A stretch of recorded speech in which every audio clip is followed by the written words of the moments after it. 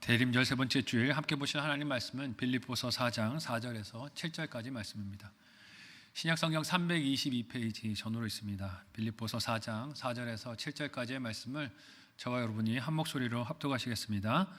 주 안에서 항상 기뻐하라. 내가 다시 말하노니 기뻐하라. 너희 관용을 모든 사람에게 알게 하라. 주께서 가까우시니라. 아무것도 염려하지 말고 다만 모든 일에 기도와 간구로 너희 구할 것을 감사함으로 하나님께 아뢰라. 그리하면 모든 지각에 뛰어난 하나님의 평강이 그리스도 예수 안에서 너희 마음과 생각을 지키시리라. 아멘. 옆에 있는 성도들과 인사 나누겠습니다. 사랑하고 축복합니다. 함께 읽은 본문의 말씀을 가지고 진정한 기쁨이란 제목으로 말씀 나누도록 하겠습니다. 오늘은 대림절 세 번째 주일입니다. 저희 교회는 대림절 기간에 따로 이렇게 성탄 장식이 크리스마스 트리 말고는 있지 않지만 다른 교회들은 이 대림절 기간에 초를 하나씩 밝히면서 오실 예수님을 기억하고 기다리는 그런 전통들도 있습니다. 이 대림절 4주 동안에 4개의 초를 밝히게 되고 마지막 성탄절이 되면 5번째 흰 초를 밝히며 예수님이 오신 것을 기억하고 돌아보게 됩니다. 어떤 모양의 초일지 궁금하실 것 같아서 제가 그림을 한 장 준비했어요. 이런 초입니다. 그래서 이 장식의 초들을 보면 보라색으로 3개가 되어 있고 하나는 핑크색이고 하나는 흰색으로 되어 있죠. 각각의 초들에 보면 영어로 글씨가 써 있는데 한글로 번역하면 차례대로 열거하면 이렇습니다. 하나는 소망, 하나는 평화, 다른 하나는 기쁨, 다른 하나는 사랑, 5번째 가운데에 있는 흰색 초는 그리스도를 상징합니다. 여기서 소망이라는 것은 약속대로 오실 예수 그리스도의 재림을 소망한다는 뜻이에요. 2번째 주제인 평화는 그 메시아 되신 예수님께서 가지고 오실 것이 세상과 다른 진짜 평화다. 그래서 그 평화를 기다린다 하는 뜻이 있고요. 셋째 주제인 기쁨은 그리스도를 기다리면서도 성도의 삶에서 마음에서 잃어버리지 말아야 할 것이 기쁨이다 하는 것을 돌아보기 위함입니다. 그리고 마지막 4번째 사랑은 다시 오시는 주님께서 완성하실 하나님의 사랑을 우리가 지금 이 대림절 기간에 기대하고 바라고 있습니다 하는 뜻을 가지고 있습니다. 내년부터는 초를 켜볼까 생각도 들긴 하는데요. 그래서 한 주 한 주 이렇게 초를 밝히면서 우리가 기다리고 있는 예수님을 돌아보는 그런 의미가 있습니다. 이런 주제들을 성탄절을 묵상하고 기다리며 대림절 기간을 보내고 있는 것이에요. 대림절 셋째 주일인 이번 주에는 원래 주제가 기쁨입니다. 그래서 오늘은 기쁨의 편지라고 불리는 빌립보서 말씀을 함께 묵상하고 또 생각해 보려고 합니다.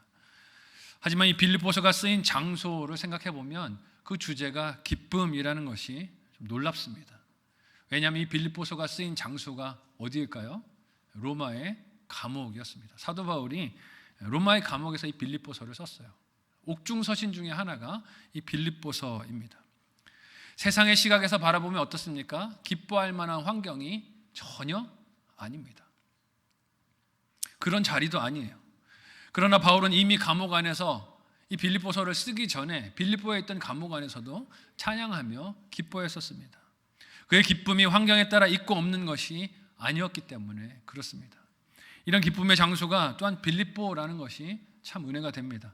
갇혔던 빌립보의 감옥에서 사도 바울은 자신의 기쁨을 신라와 함께 이렇게 표현했었어요. 사도행전 16장 24절에서 25절 말씀을 한 목소리로 읽어보도록 하겠습니다. 같이 읽습니다. 시작.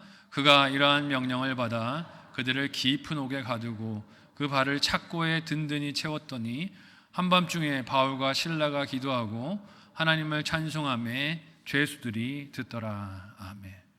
간수가 상관의 명령을 받아 바울과 실라를 감옥의 깊은 곳에 가뒀습니다. 가두기만 한 것이 아니라 읽은 말씀을 보면 발에다 착고까지 채웠다 하고 기록하고 있어요. 그야말로 옴짝달싹 할 수 없는 상황에 빠진 것입니다. 얽매임이 그들의 몸을 붙들고 있었어요. 그런데 그 괴로움 중에도 바울과 실라는 찬송을 하고 기도를 했습니다. 읽은 본문에서는 이 찬송을 누가 들었다라고 하고 있습니까? 죄수들이 들었더라라고 기록하고 있어요.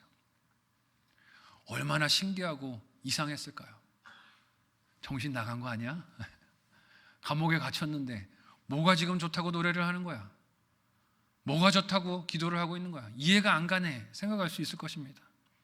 정신 이상이라고 생각하지 않았을까요? 그렇게 그들이 찬송을 했던 장소가 빌립보였습니다. 빌립보의 감옥에서 이렇게 찬송하고 기도했었어요. 근데 이제 사도 바울이 다시 로마의 감옥에서 그 빌립보에 있는 성도들에게 이 기쁨의 편지를 쓰고 있는 것이죠. 감옥에 갇혀 있는데 어떻게 이렇게 기뻐할 수가 있을까요? 이런 바울의 기쁨과 감격이 대림절을 보내고 있는 저와 여러분에게도 함께 하시기를 예수님의 이름으로 소원하고 축복합니다. 비록 힘든 소식과 소란한 소문들이 세상에서 끊임없이 들려오지만, 그래서 우리 마음을 어지럽히고 불안하게 하고 염려하게 하는 상황들이 계속 우리 눈앞에 펼쳐지지만, 빌립보서를 갇혀있는 중에서 쓴 사도 바울의 그 상황과 환경을 생각한다면 우리는 이 기쁨이 환경에 기초한 것이 아니라 하는 것을 알 수 있습니다. 왜냐하면 바울은 수많은 감금과 협박과 폭행과 증오와 괴로움과 고난을 겪으면서도 그의 기쁨을 빼앗기지 않았기 때문입니다. 어떻게 그럴 수 있었을까요? 어떻게 그럴 수 있었을까요? 무엇이 진정한 성도의 기쁨임을 보여주는 것일까요? 오늘 말씀을 통해 두 가지로 생각해보고 우리의 삶에도 적용되기를 원합니다. 첫 번째로요, 가까워오는 구원이 진정한 기쁨이라는 것을 사도 바울의 이 편지가 우리에게 보여줍니다. 함께 오늘 보면 4절에서 5절을 한 목소리로 읽어보도록 하겠습니다. 같이 읽습니다. 시작. 주 안에서 항상 기뻐하라. 내가 다시 말하노니 기뻐하라. 너희 관용을 모든 사람에게 알게 하라. 주께서 가까우시니라. 아멘. 바울은 빌립보 교인들에게 주 안에서 언제 기뻐하라고 합니까? 항상. 내 기분이 좋을 때만 기뻐하라 그러지 않습니다. 건강할 때만 기뻐하라 그러지 않아요. 내 원하는 계획과 일들이 잘 풀릴 때 기뻐하라는 것이 아니라 항상 언제나 기뻐하라고 합니다. 이 항상이라는 말의 뜻이 무엇입니까? 무슨 환경과 상황을 만나든지 그런 외적인 요소들이 성도의 기뻐할 이유를 빼앗을 수가 없다는 것입니다. 이렇게 항상 기뻐할 수 있는 힘은, 그 이유는 나를 택하여 거룩한 하나님의 백성이 되게 하신 그 사랑이 이 환경의 어려움들보다 더 크기 때문인 줄로 믿습니다. 하나님의 사랑이 환경적인 어려움이나 괴로움들보다 훨씬 더 크다는 것이에요. 그래서 야고보 사도는 하나님의 백성이 되었기 때문에 받게 되는 어려움과 시험을 오히려 기뻐하라고 권면하며 격려하기도 했습니다. 야고보서 1장 2절에서 3절 말씀을 같이 한 목소리로 읽어보도록 하겠습니다. 같이 읽습니다. 시작. 내 형제들아, 너희가 여러 가지 시험을 당하거든 온전히 기쁘게 여기라. 이는 너희 믿음의 시련이 인내를 만들어내는 줄 너희가 알미라. 아멘. 여러분, 이 읽은 말씀 속에서 기쁨이 어디서 나옵니까? 하나님의 자녀가 된 감격 그리고 감사 속에서 나오는 것을 봅니다. 그러니 시험의 종류가 여러 가지이고 그 시험의 강도가 강하고 그리고 그것이 벅차도 그것이 구원받는 자녀됨을 보이는 인내를 드러내주기에 오히려 기뻐할 수 있다는 거예요. 어려움이 있을 때 오히려 내가 잘 참는 것이 하나님의 자녀됨을 보여주는 일이기 때문에 기쁨이 될 수 있다는 것입니다. 그런 기쁨의 이유를 생각하면 요즘처럼 힘들고 어려울 때, 세상이 어수선할 때 오히려 우리에게 기회가 아닙니까? 내가 기뻐한다는 것을 보여줄 수 있는 기회, 내가 믿음이 있다는 것을 보여줄 수 있는 기회가 될 수 있는 것이에요. 이런 기쁨이 우리에게 있으면 어떤 특징이 그 속에 있겠습니까? 옆 사람 한번 보시겠어요? 네. 옆 사람 한번 보시고 얼굴에 미소가 있는지 없는지 한번 봐주십시오. 네. 인상을 혹시 빡 쓰고 계십니까? 네. 그러면 이 기쁨이 없는 거예요. 네. 요즘 같은 이런 시국에 어수선한 때 우리의 얼굴에 미소가 있고 웃음이 있고 마음의 감사의 표정들이 그렇게 얼굴에 드러난다면 이게 진짜 하나님 믿는 자의 증거가 아닐까 생각합니다. 그러니 좀 웃으시기 바랍니다. 네. 웃고 미소를 가지고 기뻐할 수 있었으면 좋겠어요. 항상 얼굴에 미소와 웃음이 있지 않겠습니까? 그러니 사도 바울도 빌립보 교인들에게 항상 기뻐하라 권면하면서 거듭 강조합니다. 다시 말하노니 어떻게 하라고요? 기뻐하라. 내가 다시 말합니다. 기뻐하십시오. 반복해서 강조하는 것이죠. 아무리 강조해도 기쁨은 지나치지 않기 때문입니다. 바울은 또한 성도가 그렇게 항상 기뻐할 이유가 5절에서 주께서 가까우시기 때문입니다 라고 말합니다. 이 가까우시다라는 말의 뜻이 무엇일까요? 어제보다 오늘이, 오늘보다 내일이 우리 예수님의 재림이 날로 날로 가까이 다가오는 줄 믿으시기를 바랍니다. 주님이 그렇게 한 걸음 한 걸음 나에게 더 가까이 다가오고 계시니 그 하루하루를 생각하면 충분히 우리가 감사하고 기뻐할 이유가 된다는 것입니다. 이는 매일매일이 감사할 이유이고 그리고 기뻐할 이유로 차고 넘친다는 뜻이기도 해요. 그것이 성도의 일상이라는 것입니다. 특별한 일이 없어도 똑같은 일이 반복되는 것 같아도 늘 하는 일들을 반복해서 내가 하는 것 같고 지루한 것 같아도 사실은 그 일상이 하나님께서 예수 그리스도를 나에게 하루하루 가까이 보내시는 은혜의 자리인 것을 알면 기뻐하게 된다는 것이죠. 세상의 요란함과 소란함이 평정심을 흔드는 사건들이 찾아와도 아픔과 두려움의 문제들이 끊임없이 나를 괴롭혀도 나를 향해 날마다 더 가까이 다가오시는 예수 그리스도를 그 신실하신 사랑을 바라보면 저와 여러분은 기뻐할 수 있다는 것입니다. 그러니 가까이 오시는 그 예수님을 알고 믿을 때 우리는 그 평범하고 반복되는 것 같은 일상에서도 내 기쁨을 잃지 않을 수 있습니다. 기쁨을 찾아서 이리저리 여행 다니실 필요 없으세요. 기쁨의 이유를 찾아서 여기저기 즐거운 오락거리들을 찾아 헤맬 필요가 없습니다. 왜냐하면 매일 눈을 떠서 생활을 이어가는 그 하루가 하늘에서 하나님이 나에게 주신 선물이기 때문입니다.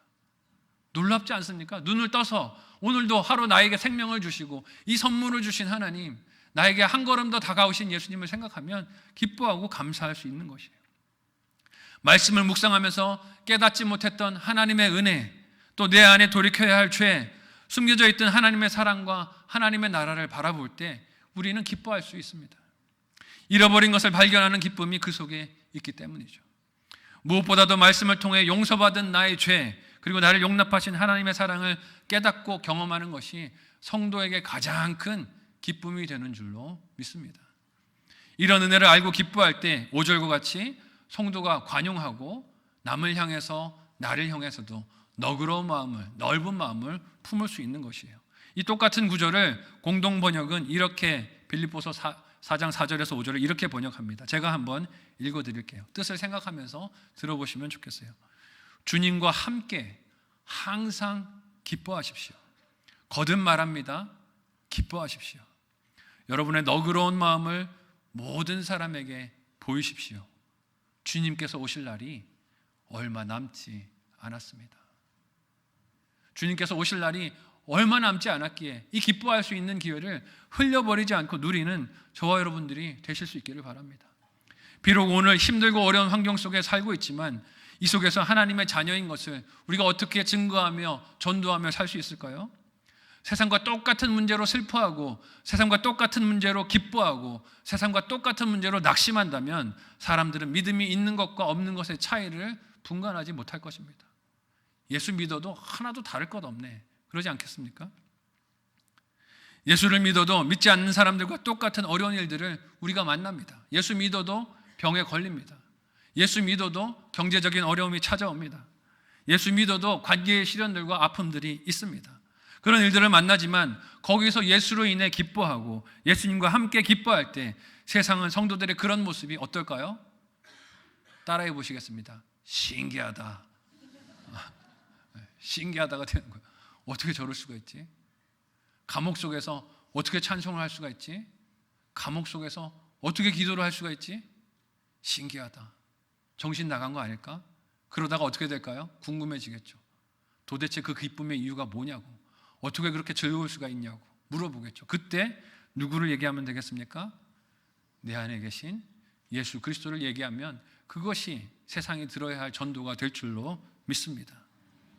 그것이 성도가 작은 일상, 평범한 관계, 용서를 주고받는 너그러움 속에서 나타내는 하나님의 나라이고 예수 그리스도라는 것이에요. 바울은 성도가 그렇게 할 수 있는 이유가 주님께서 오시는 날이 날마다 가까이 다가오기 때문이다 라고 합니다. 그 날이 어제보다 오늘, 오늘보다 내일 더 가까이 우리에게 다가오는 중에 있습니다. 그러니 기뻐할 수 있는 저와 여러분이 되시기를 바랍니다. 이를 로마서 13장 11절 말씀은 그날을 보며 성도가 깨어 있어야 하는 것이다, 오늘 깨어 있어야 하는 것이다 라고 말합니다. 함께 로마서 13장 11절의 말씀을 한 목소리로 읽어보겠습니다. 같이 읽습니다. 시작.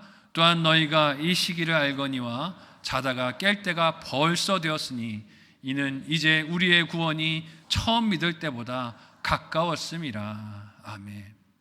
이렇게 주님께서 날마다 다시 오실 그 날이 가까워지고 나에게 가까워 오고 있다는 사실을 보고 있을 때 저와 여러분은 기뻐하실 수 있기를 바라요.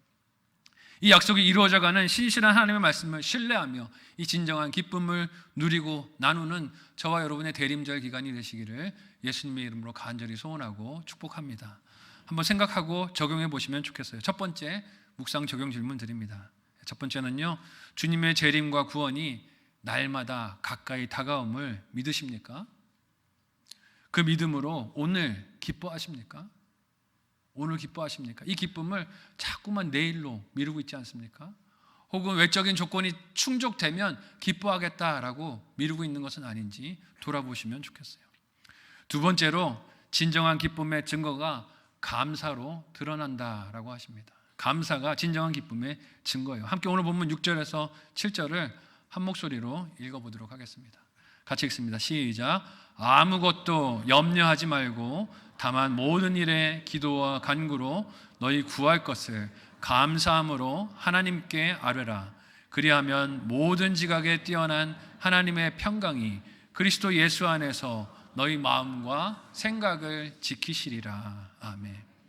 바울은 빌립보 성도들에게 항상 기뻐하라고 권면하면서 또한 아무것도 염려하지 말라고 합니다. 이는 기쁨의 자리를 호시탐탐 노리는 것이 무엇이라는 것을 우리에게 보여줍니까? 염려라는 걸 보여주는 거예요. 기쁨의 자리를 호시탐탐 노리고 있는 대적이 염려라는 것을 우리에게 보여줍니다. 기뻐하라는 말씀에 순종하는 하나님 백성의 마음을 이 염려가 흔들고 공격합니다. 기뻐하지 못하게 흔들어요. 우리가 언제 염려합니까, 여러분? 믿음이 없을 때, 어떤 대상에 대해서 신뢰하지 못할 때 염려합니다. 요즘 나라에서 벌어지고 있는 정치적 상황에 사람들의 마음이 어떻습니까? 염려하고 걱정하고 있어요. 저도 그렇습니다. 염려가 가득합니다. 이런 염려의 이유가 무엇입니까? 믿을 수가 없기 때문이에요. 믿을 수가 없는 일이 일어났기 때문이죠. 믿을 수 없는 선택을 나라의 지도자가 했고 그로 인해서 온 국민들의 마음에 지금 염려가, 걱정이 자리를 잡게 됐습니다. 점점 어떻게 됩니까? 이 염려가 커져요. 그러니 이 상황 어떡하지? 불안한 생각이 계속해서 밀려들기 시작합니다. 꼬리에 꼬리를 무는 상상의 염려들이 밀려들고 있어요. 한번 염려의 마음속을 내주면 어떻게 됩니까? 그 염려가 점점 더 지배하는 영역을 넓혀갑니다. 이렇게 믿은 대상에게 배신을 당했거나 속은 경우에 염려와 걱정을 하는 것은 자연스러운 현상이지만 약속에 늘 신실한 대상을 염려하는 것은 어떻습니까? 어리석고 미련한 일이에요.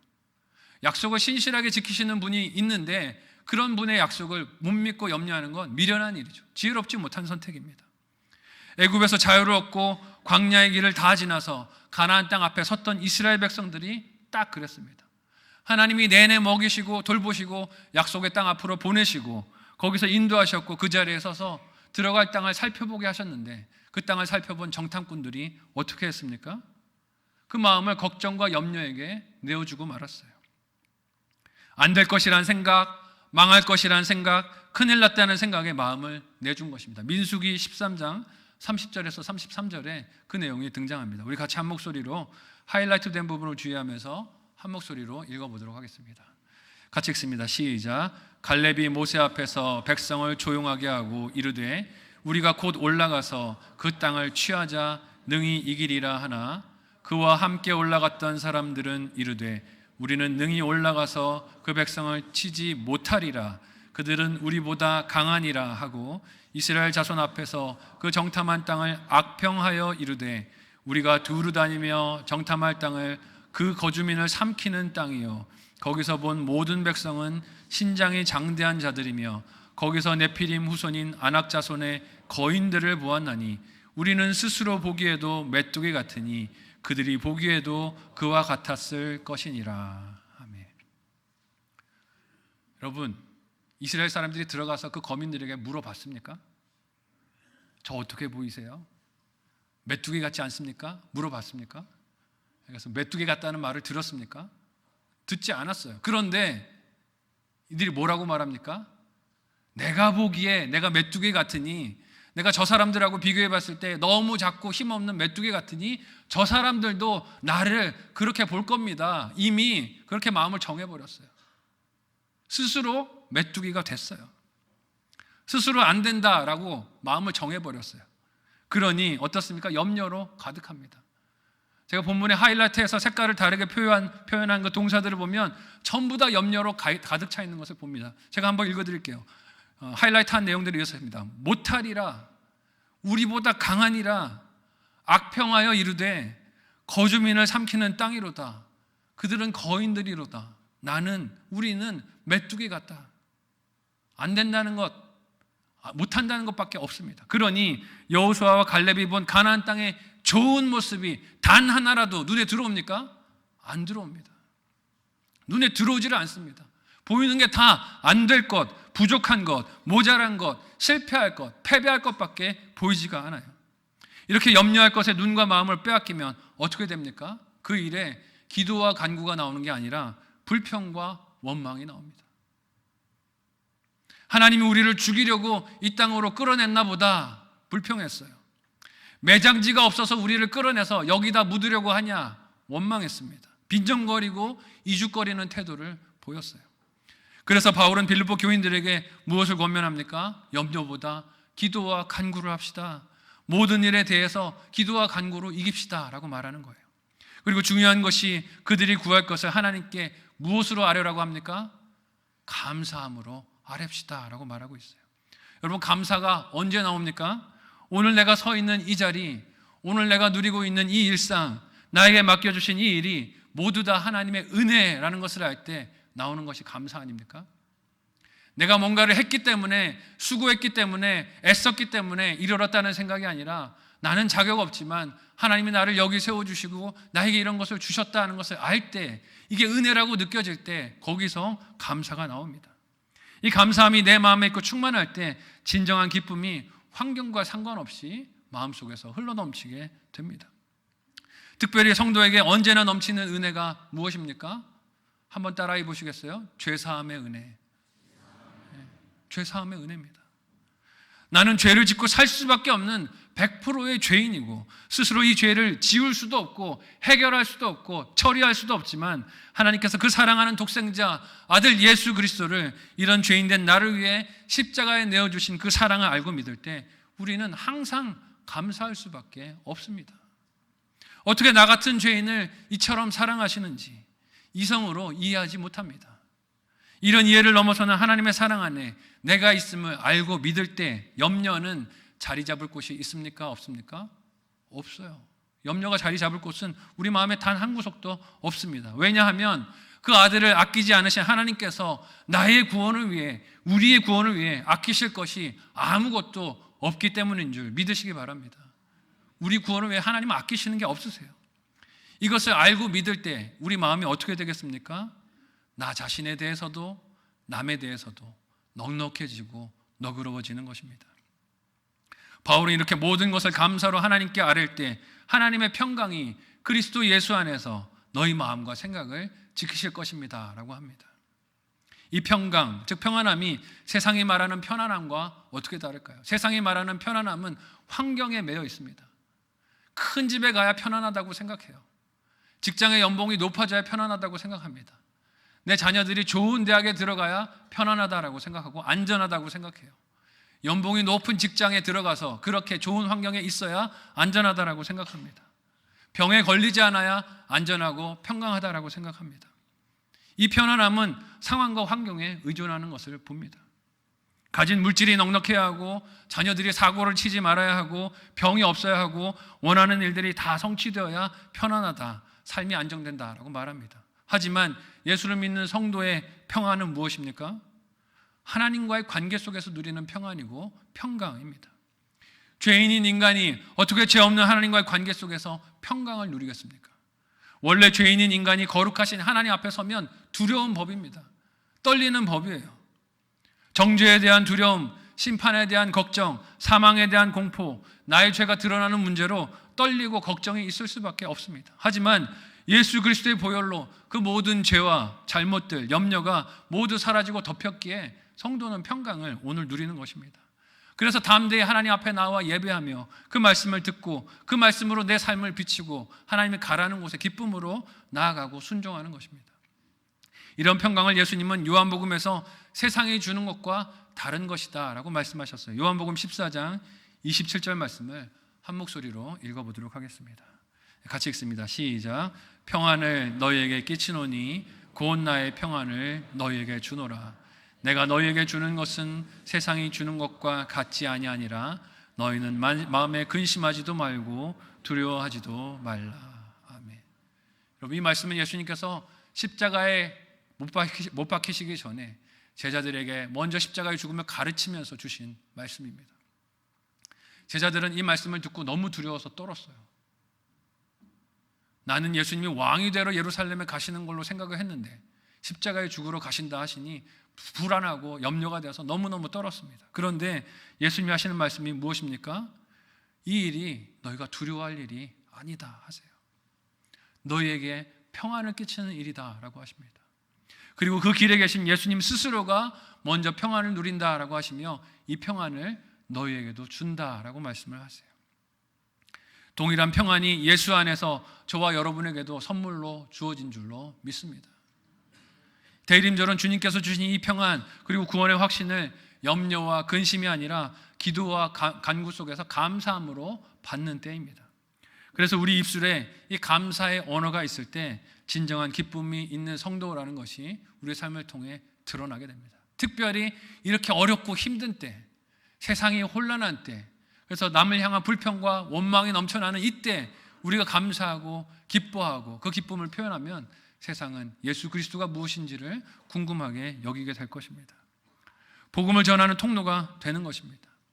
아들을 선물로 주신 하나님의 은혜와 평강이 넘치는 이 대림절에 저와 여러분의 입술에도 이 감사가, 이 기쁨의 언어가 넘치시기를 예수님의 이름으로 소원하고 축복합니다. 마지막으로 한번 생각하고 적용해 보시기를 바랍니다. 마지막 묵상 적용 질문을 드립니다. 첫 번째는요, 나를 위해 독생자를 주신 하나님 사랑을 믿으십니까? 나를 위해 독생자를 주신 하나님 사랑을 믿으십니까? 그러면 무슨 염려를 그렇게 하고 계십니까? 그렇다면 무슨 염려에 그렇게 빠져 계십니까? 생각해 보시고 또 회개하시고 적용하시면 좋겠어요. 두 번째, 회복해야 할 감사, 기억해야 할 하나님의 은혜는 무엇입니까? 회복해야 할 나의 감사, 기억해야 할 하나님의 은혜가 무엇인지 생각하고 가정에서 자녀들과도 나눠보시면 좋겠어요. 다시 오실 예수님을 기다리는 우리의 삶에 잃지 말아야 할 태도가 기쁨이라고 하십니다. 이 기쁨은 세상 사람들이 환경에서 얻으려는 기쁨과 달리 나날이 가까이 다가오시는 예수님과의 만남 때문에 누리는 기쁨이라고 하세요. 똑같이 하나도 변화되지 않는 하루하루를 살아도 어제와 달리 더 가까이 오신 예수님을 기억하고 묵상하며 누리는 기쁨이라고 하십니다. 또한 이 진정한 기쁨은 감사와 더불어서 넘치는 것이다 라고 하세요. 우리 삶과 세상 속에서 불평과 원망을 부추기는 사건들이 끊임없이 일어나고 있습니다. 이게 다 너 때문이다. 이게 다 정치인들 때문이다. 이게 다 남 때문이다. 원망하고 비난을 부추기는 사건, 사고들이 많이 일어나고 있어요. 그러나 날마다 가까이 다가오시는 예수 그리스도의 만남을 믿음으로 바라보며 오늘 주신 말씀과 같이 항상 기뻐할 수 있는 저와 여러분들이 되실 수 있기를 바랍니다. 이 기뻐하는 사명을 감당하는 우리의 대림절 기다림의 여정이 되시기를 예수님의 이름으로 간절히 소원하고 축복합니다. 아멘. 함께 기도하겠습니다. 오늘 말씀을 기억하며 합심하여 기도할 때 기쁨의 이유를 하나님이 아니라 나에게 다가오고 계신 예수 그리스도가 아니라 다른 곳에서 찾아 헤맸던 나의 모습들을 회개하기 원합니다. 하나님, 기쁨의 이유를 하나님 안에서만 발견하고 회복하게 하여 주시고 항상 기뻐하라는 이 명령에 순종하는 우리가 되게 도와주옵소서. 나를 자녀 삼아 주신 하나님의 은혜를 알고 믿으면 항상 이 기쁨이 넘칠 수밖에 없습니다. 이 대림절에 우리에게 진정한 기쁨이 회복되게 하여 주시고 이를 통해 우리의 삶이 어두운 세상을 밝히는 촛불과 같은 인생이 되도록 도와달라고 간절한 마음으로 합심하여 함께 기도하겠습니다. 하나님 은혜를 감사합니다. 우리를 사랑하셔서 하나님 빛 대신 예수 그리스도께서 우리를 향하여 찾아와 주시고 하나님 귀한 소중한 은혜를 허락하여 주심을 감사합니다. 하나님 자녀됨의 기쁨을 허락하여 주셨으니 우리의 상황과 환경과 상관없이 항상 기뻐하는 우리가 되도록 도와주옵소서. 염려를 주는 문제들이 있습니다. 괴로움들이 있습니다. 그러나 하나님 그런 괴로움들에 우리 마음을 빼앗기지 않기 원합니다. 우리를 불쌍히 여기시고 인도하여 주셔서 기쁨이 날마다 샘솟게 하여 주시고 믿음으로 감사하며 하나님께 영광 돌리며 하나님 기뻐하신 뜻대로 살아가는 우리 모두가 되도록 도와주옵소서. 연약한 우리를 불쌍히 여겨주시고 하나님 은혜에 머물러 있는 우리가 되도록 주여 역사하여 주시옵소서. 하나님 감사하며 예수님의 이름으로